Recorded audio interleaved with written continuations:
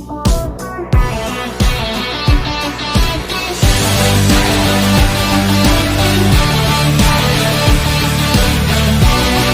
guys, and welcome back to Movies That Matter with the Viking. And today let's talk about some DC news. What's going on in the DC movie world, especially with everything being on lockdown.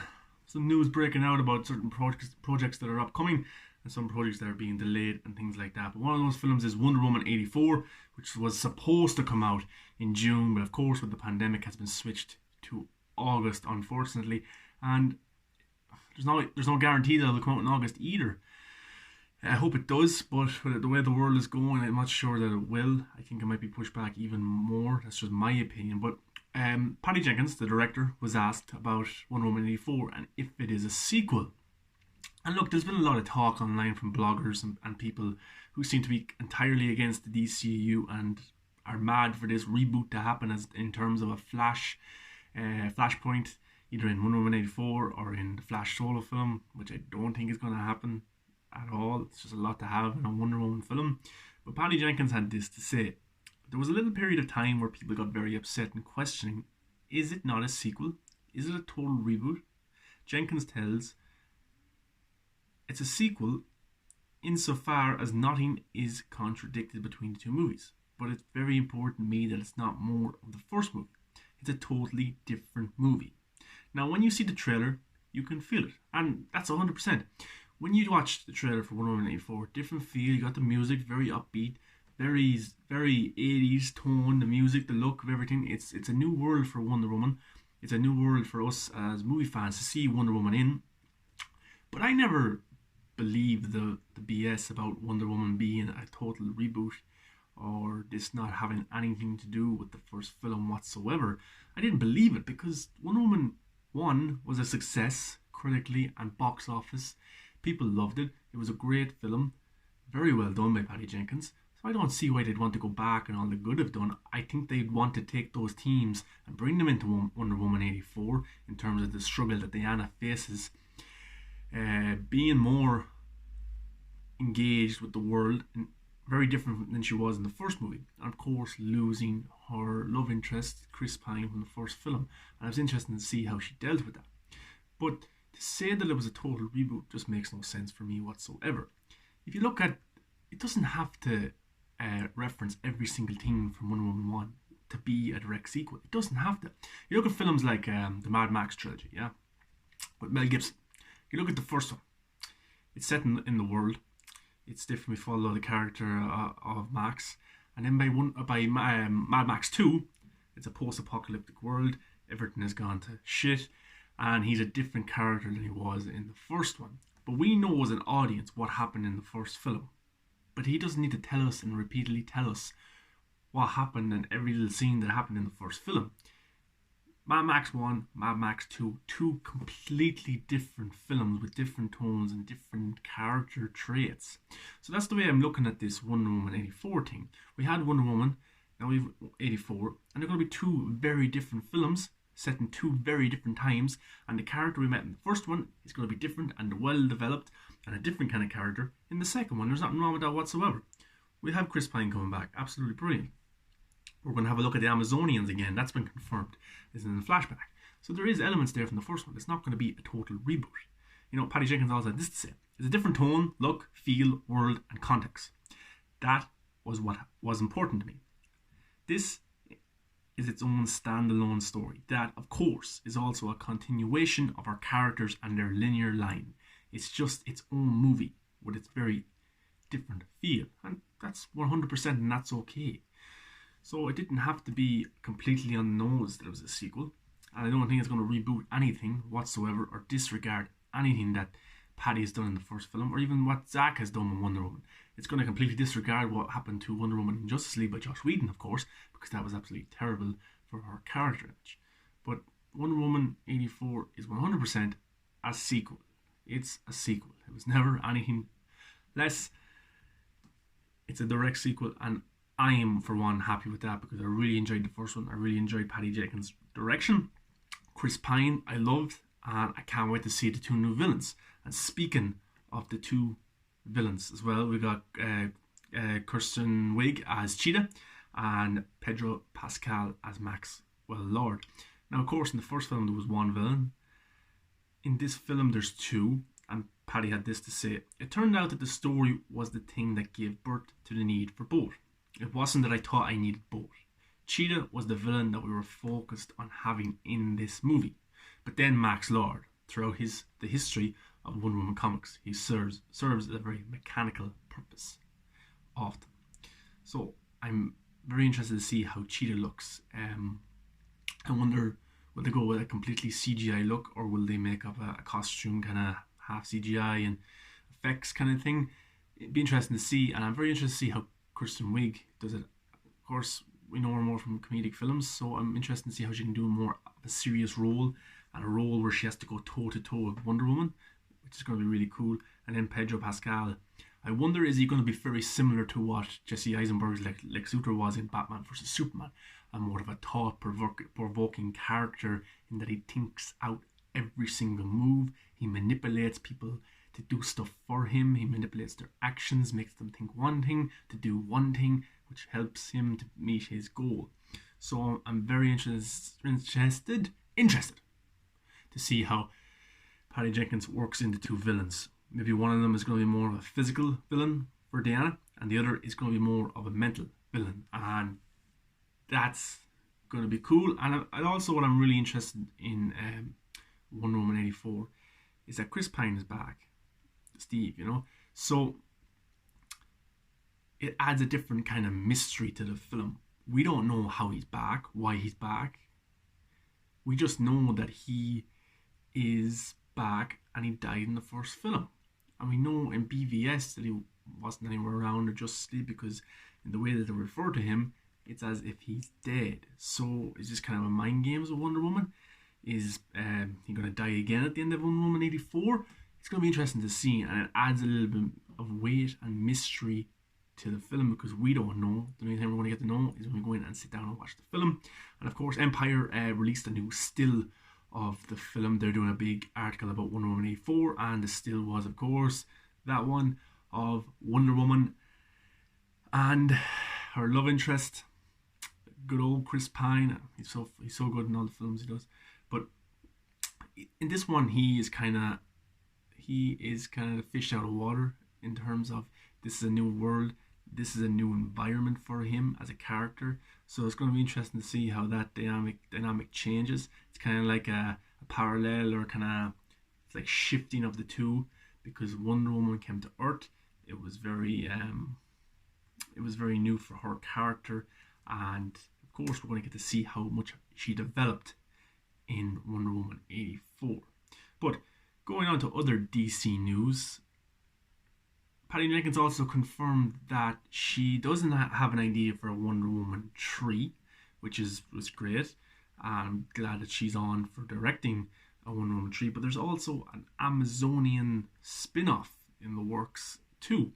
I think I read somewhere that Jeff Johns was involved with that, and which I'm not too thrilled about, as long as he doesn't have too much control and gets people ousted out and tries to take over everything.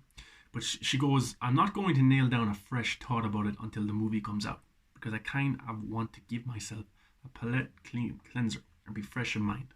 Jenkins stated during an interview with Total Film. "But yeah, there's an arc that I have in mind for the first movie, and then the second movie, then the Amazon movie, then the third movie." She said that she has no interest in directing the Amazonian film, but she will be involved as a producer. It's going to be very hard for her not to direct that film, but she doesn't want to. She wants to stick to the solo films. And for me personally, am I excited for an Amazonian standalone film, Amazon film? Not really. It's a bit like the film The Trench from the Aquaman that's in the works, or there was talks of it from James Wan. I just don't see too much anything appealing about it. It's not that it's because it's on an island full of women. I'm sure they can tell a great story, but just for me personally, at the minute, I'm just not too interested. I'd have to see the cast. I'd have to get a good first look and trailer to get really excited and interested for it. And look, maybe someone has a great idea and a great script for it, and that's good. But at the minute, on the surface, I'm not too excited. I'm not kind of over the moon, or can't hold my excitement. If it's going to happen, then that's cool. That's good. But I'm more interested in Wonder Woman 3 than I am of an Amazonian film of that world. I'm sure if they do make a film, it will be great. But speaking of films that could have been great, you know, Deathstroke, you know, Joe Manganiello. At the end of Justice League, he was in a post-credit scene with Lex Luthor, Jesse Eisenberg, and it was a cool. It revealed who Deathstroke was, and the suit was amazing, and we got all excited of him being the character. And then he was supposed to be in the Batman Ben Affleck standalone film, but that all went away. But a man, Gareth Evans, the director of the Raid 1 and 2. Now, if you have not seen the Raid 1 or 2, I strongly suggest that you go watch those films. They've got great action, great characters in them. The camera shots are absolutely brilliant. He is such a good director. But he had an idea in 2017 for a Deathstroke film, and he had talked with Warner Bros. About it. This is what he said. I was actually quite enthused and excited about Deathstroke back in the day when it was first pitched to me. I met with them and talked to them about it, and I was certainly attached to it at a certain point. I've spoken to Joe Manganiello, who was attached to star as Deathstroke. I spoke to him a while back. We both lamented the fact that it didn't happen, but yeah, I don't really have much more on that in terms of anything lately on it. The plan was, I wanted to tell something that would be a lean story, that would be kind of an origin of that character, something that felt like it could be 100 minutes or 110 minutes long, max, not to go over the 2-hour period in it. Back then, I was massively influenced by the noir films coming out of South Korea, so that was my pitch. I was like, these films are amazing. The texture, the tones of colour, the grit, and the aggression of them is super interesting to see, to use to tell Deathstroke's story. I'll be the first one to admit I'm not a massive comic book or superhero fan, but something about Deathstroke interested me. I did some reading into it, not enough to make a real hardcore fanboys happy, but I tried my best to consume as much as I could in the time that I was on it for a bit.